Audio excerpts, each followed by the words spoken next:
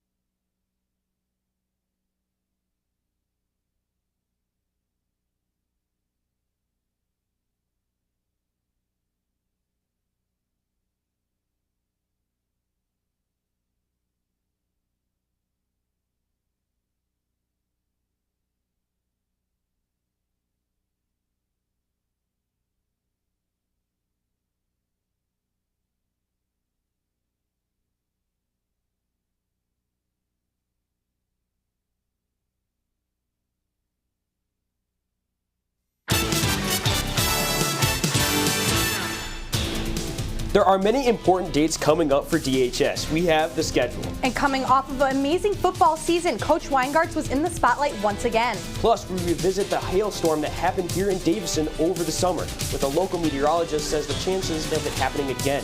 BTV News starts right now.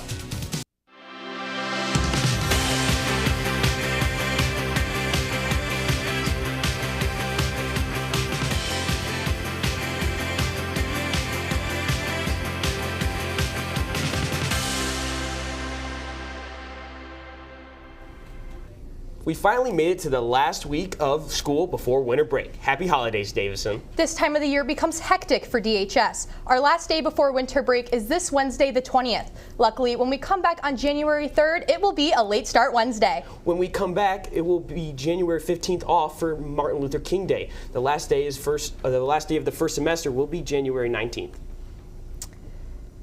This Wednesday, a very special Santa and his elf will be snapping pics with the students at lunchtime in the cafeteria. You and your friends can grab a selfie with Santa. He is asking you to donate to Cool to Care. The school has struggled to meet its goal this year, and we need an extra push. Cool to Care supports Outreach East, and all the money goes towards helping those families in Davison. So grab those loose change in your pockets and help raise money for Cool to Care. Send a friend a candy cane before you leave for break. The DHS Student Council is selling candy cane grams during all lunches until this Tuesday, They are only $1. Your orders will be delivered during 6th hour on Wednesday. With just a couple more days left of school, it's never too late to get jolly and into the Christmas spirit. Tomorrow, wear your favorite Christmas socks and Santa hat, and on Wednesday, arguably the best spirit day, roll out in bed out of those Christmas pajamas for a comfy last day before winter break. 'Tis the time to enjoy the holidays, so make sure to participate in these last few spirit days. The December Students of the Month have been announced. Big congrats to freshman Faith Pomerantz, sophomore Mallory Torok, junior Robert Strait, senior Chloe Thompson, and finally Jermaine Burt representing the alt graduations. Congrats. Seniors, it's almost time to start filling out your financial aid forms. There are also multiple webinars being held until April. You'll be able to hear information on several financial aid topics, including applications, scholarships, state financial aid, and more. The next webinar will be this Thursday, December 21st. To register for a webinar, take a look at our article on our website, dtvnews.org. Students will be able to sign the form on December 31st, so make sure to stay prepared. Coming up in sports, the Lions weren't the only ones celebrating on Ford Field Saturday night. Coach Weingartz received some major recognition. Plus, we've had a bit of a snowy day. Kayla breaks down what we can expect this afternoon and weather.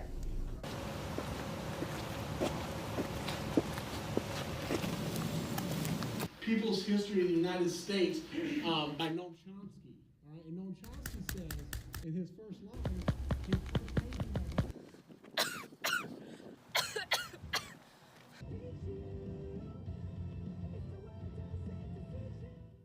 Drop the vape before it's too late.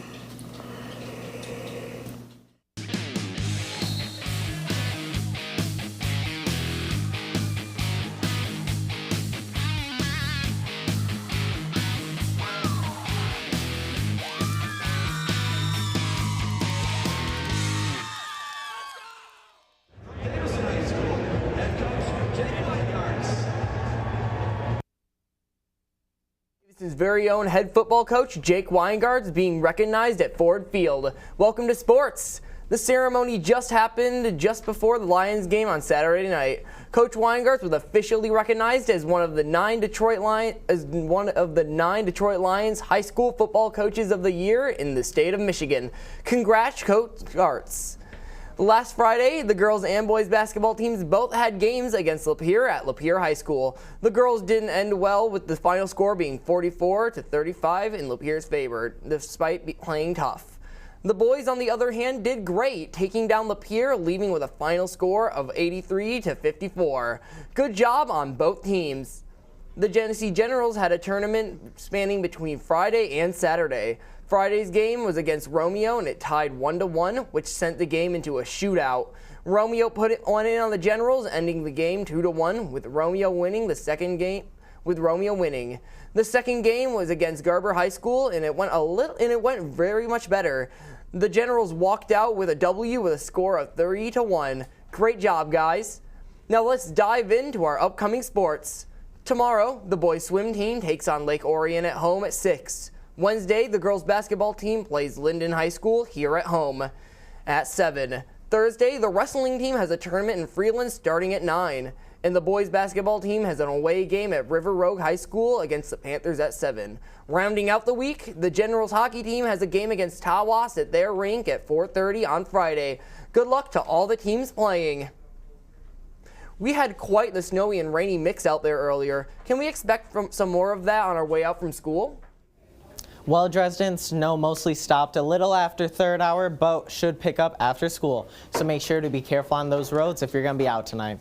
As you can see behind me, we obviously had some snow showers today with a low of 22, high of 34. That's going to give that what should be rain into that snow effect. And then if we later go into the week, we're going to have mostly sunny, partly cloudy, and then cloudy going higher and higher in the temps, hitting 40 over here, even going to predicted to hit 50 on Christmas night, giving us mainly a warm up throughout the week and going into later next week as well. Going to have mostly warmer weather, which is going to give us more rain instead of snowfall.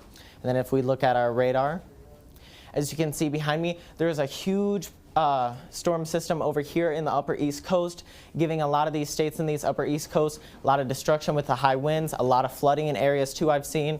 And then if we take it back down to our mitten over here, we have some storms kind of circling Michigan right now, kind of past us right now. But as you can see, it's slowly coming back towards us, giving us that snow about maybe 30 minutes going to after school. And then that should kind of go away, kind of breeze over towards this upper east part of this country, giving us, like I said, those warmer days. And then if we look at our weather cam, oh, there's a little bit of a malfunction. Don't worry about that. But there we go. As you can see behind me, there's some snow on the ground from earlier snowfall. We're going to get a little bit more. As you can see right now, up above, right up to here, if you look, you can see that snow blowing right past that weather cam with those high winds as well. The camera's shaking right now, so make sure to be careful on those roads after school. High winds, some snow, as you can see behind me as well. So it's going to be a little bit lower visibility, a lot of cloud coverage, so be careful on those roads. And then now let's head back to July when Davison and the surrounding communities were hit with softball-sized hail. The storm wasn't just a major weather event, but also a look towards the future of our climate. It's like Armageddon, the Transformer blue and Somebody logged into run. It's like Armageddon, the Transformer blue and shot flames and sparks across the road. I mean, you can't see outside. It's raining, it's hailing, there's lightning. We thought there was a tornado up the road. Felt like our building was collapsing in on itself. July 20th, giant hail, thunder, and lightning wreaked havoc on the city of Davison, with the Hank Graff dealership being ground zero for one of the biggest storms that ever hit Davison. Cameron Driscoll, the used car salesman at Hank Graff, saw the destruction firsthand and the aftermath. It stopped and the sun came out. It was 68, 70 degrees and sunny, and everything was perfect, except there's glass and hail everywhere. Rob Zupke, the parts manager at Hank Graff, considers this storm a once-in-a-lifetime event. We saw the storm coming, big thunderhead just up the road from us, and we were all in the back room here looking out the garage door. And it was ominous, but it was impressive at the same time. Yeah. And it started raining, and then there was a little bit of hail, more like a sleet kind of thing. It got a little bit bigger, and then a little bit bigger. And it was, as it got baseball size, the hail did, it was absolutely terrifying and amazing to see at the same time. Almost every car on the lot was damaged, setting Hank Graff and the community of Davison back months waiting on parts and repairs. It's like a mini corn maze upstairs. It's usually wide open. You have plenty of room to pull out large doors and body sides. Our aisleways right now are about 18 inches wide, and we sidestep everywhere. Yeah, you can't pull a part. You have to move 20 parts to pull the one part that you need. Although people of Davison view this storm as a once-in-a-lifetime event, way over in western parts of Ontario, so watch for that. Meteorologists like CBS Detroit's Ahmed Badji say it's happening more frequently than you think. Once in a lifetime for storms like that to happen, especially just even in the area, not at all. They're happening every single summer now, and it's more than just one individual storm that's doing it too. We're definitely seeing these stronger storms. More heat, more moisture, more chances for it to get more bang for your buck. Oh my God! Sounds like somebody's shooting off a gun. And this summer's bang has cost them a ton of bucks. Davison School District having $4 million in repairs. Moisture in the end is key to storms becoming more frequent and powerful. We've got so much moisture. We've got so many different microclimates thanks to the Great Lakes that surround us. When you have an abundance of it, it adds more and more and more. Moisture is everything. Hope isn't lost for the future, though.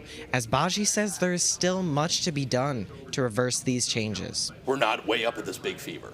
We're not there yet.